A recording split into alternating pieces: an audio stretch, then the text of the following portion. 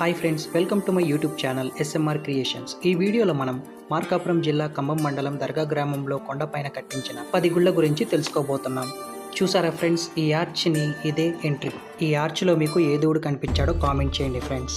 అబ్బా, video స్టార్టింగ్లోని శుభసూచికం. Entry అవ్వగానే కుడివైపున పార్వతీ పరమేశ్వరుల కుమారుడైన శ్రీ వినాయక విగ్రహం ఉంది. చూడండి ఫ్రెండ్స్, కొద్దిగా ముందుకు వెళ్తే ఈయన గురించి తెలియని వారంటూ ఉండరు. ఎవరో మీరే చూడండి.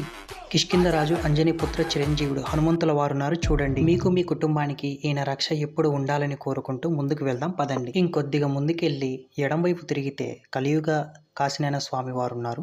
దర్శించుకోండి ఫ్రెండ్స్. అయిపోయిందా? సరే, ముందుకు వెళ్దాం రండి. అలా ముందుకు వెళ్ళగానే ఎడమ వైపు, అబ్బా, ఈయన నాకు ఇష్టమైన దేవుడు శివుడు. ఈయన ఆశీర్వాదాలు మీకు మీ కుటుంబానికి ఎల్లప్పుడు ఉండాలనుకుంటున్నాను. కొద్దిగా ముందుకెళ్తే ఈయన శనిదేవుడు ఫ్రెండ్స్.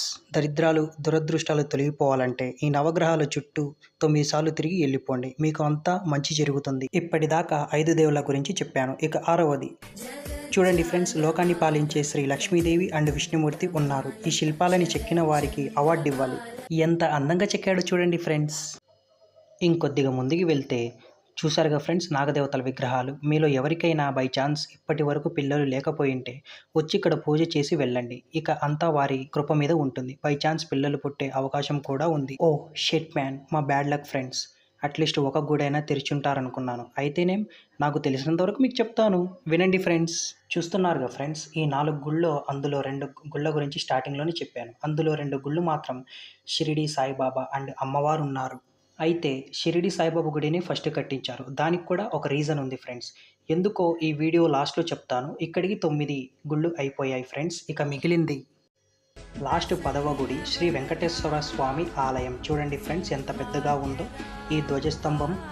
ఇక శ్రీ వెంకటేశ్వర స్వామి గారిని గోవింద వడ్డీ కాసుల వాడ అని కూడా పిలుస్తారు. అయితే సంవత్సరానికి ఒకసారి ఈ ఆలయం యొక్క ఉత్తర ముఖద్వారం తెరుస్తారు ఫ్రెండ్స్. అది కూడా తొలేక ఏకాదశి నాడు. ఇంతటితో నేను చెప్పిన 10 గుళ్ళు అయిపోయాయి ఫ్రెండ్స్. ఈ ఆలయం ఎడమ వైపున పెళ్లి మండపం కూడా కట్టించారు ఫ్రెండ్స్. పెళ్ళిళ్ళు కూడా జరుగుతుంటాయి. ఇంతకీ సాయిబాబా గుడి ఫస్ట్ కట్టించడానికి రీజన్ ఏంటంటే ఫ్రెండ్స్, పూర్వం గుడి కట్టించకముందు ఒక ఆత్మ ఇక్కడ సంచరిస్తూ ఉండేదట. ఆ కారణంతో షిరిడి సాయిబాబా వారు ఈ ప్లేస్కి వచ్చి ఆత్మని తరిమేశారని చెప్పుకుంటున్నారు. సరే, ఈ విషయం వదిలేయండి. ఇక ఇది ఫ్రెండ్స్, వీడియో ఎండ్లోకి వచ్చాము. లాస్ట్ ఏంటంటే ఫ్రెండ్స్, ఈ వీడియో నా సబ్స్క్రైబర్స్ కోసం అండ్ నా నాన్ సబ్స్క్రైబర్స్ కోసం చేశాను. మోటివ్ వచ్చేసి అందరూ బాగుండాలి, అందులో నేను ఉండాలి. ఓకే ఫ్రెండ్స్, ఈ వీడియో మీకు నచ్చితే, ఇన్ఫర్మేషన్ వర్తి అనిపిస్తే